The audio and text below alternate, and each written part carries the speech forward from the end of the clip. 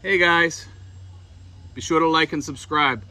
Today I was going to talk a little bit about family here, and I wanted to share a little bit about this because a lot of guys come over here, they do the girl thing, they're with a different girl every couple months or something like that, and I'm going to tell you this, like if you get sick or something, some of the girls, yeah, they might take care of you, but if you get stuck in a COVID ward for 14 days and they have to wait there for you, they're probably not going to take care of you, you know?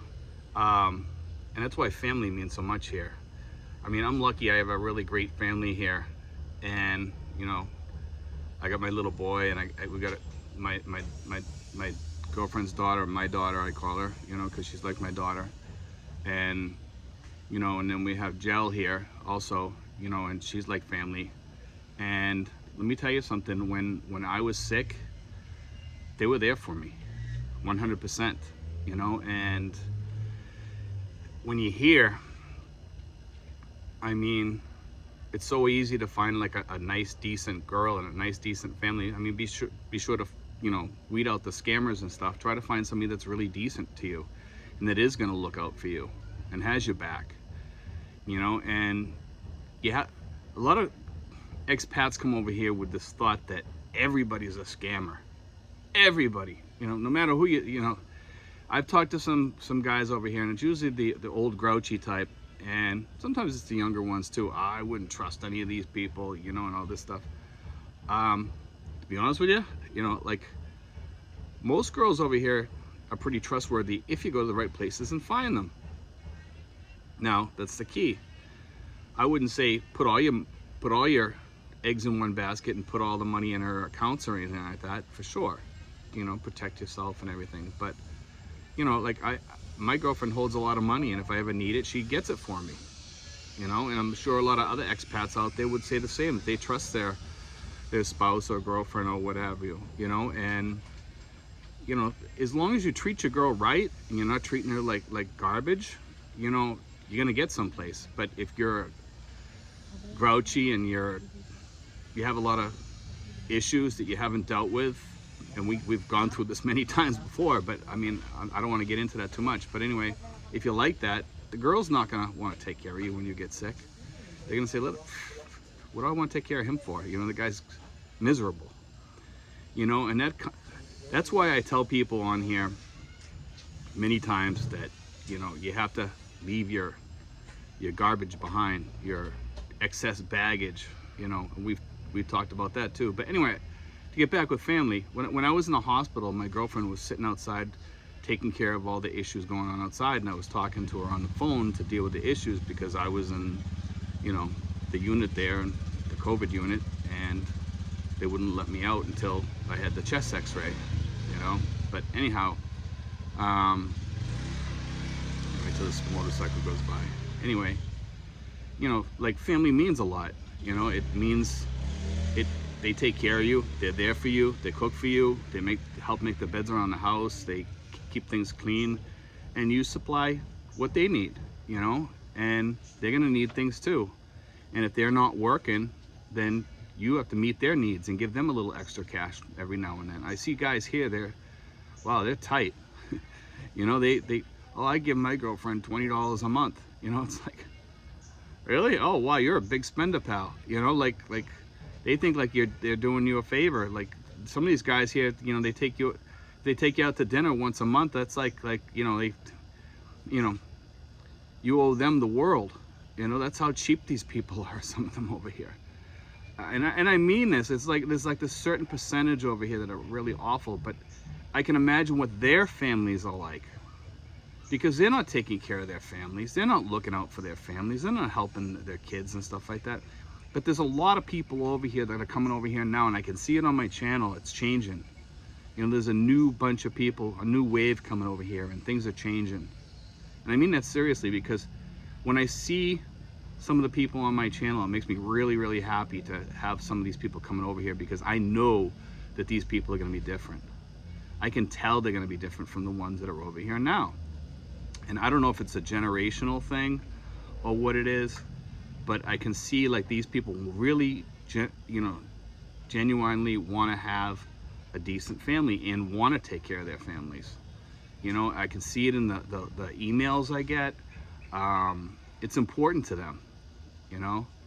I think families in the Philippines are the most genuine families in the world, you know, because these people look out for each other here. I see it everywhere. I mean, they look out for their cousins, they look out for their aunts, they look out for their uncles.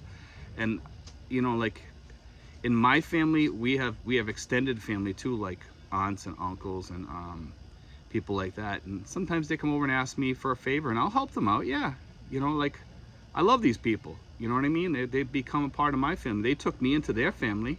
Why wouldn't I take them into to my world? You know, it's just the way that we should be, guys. You know, and it's just something I wanted to throw out there. I wanted to do this little ditty about families because, you know, most of the guys coming over here are lonely.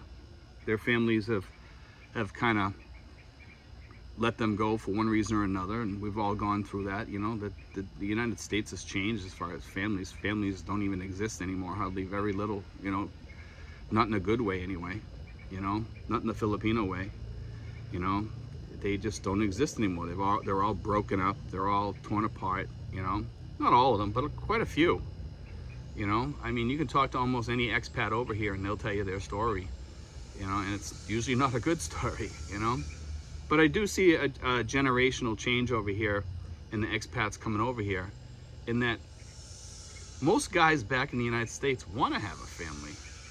You know, it's just that they can't find a woman that will stay with them long enough, you know, for one reason or another, because either they're with a girl that's going to cheat, or they're after money, or they want to take make another step up or whatever, and they've lost that richness in their heart, you know, like about families. Women back home have definitely changed, you know, and I think that's not just in the United States. I would say that's in the UK, Australia, and places like that, because I'm talking to these guys coming from these countries a lot, and they're telling me that the women in those countries have changed, and I think it has. From the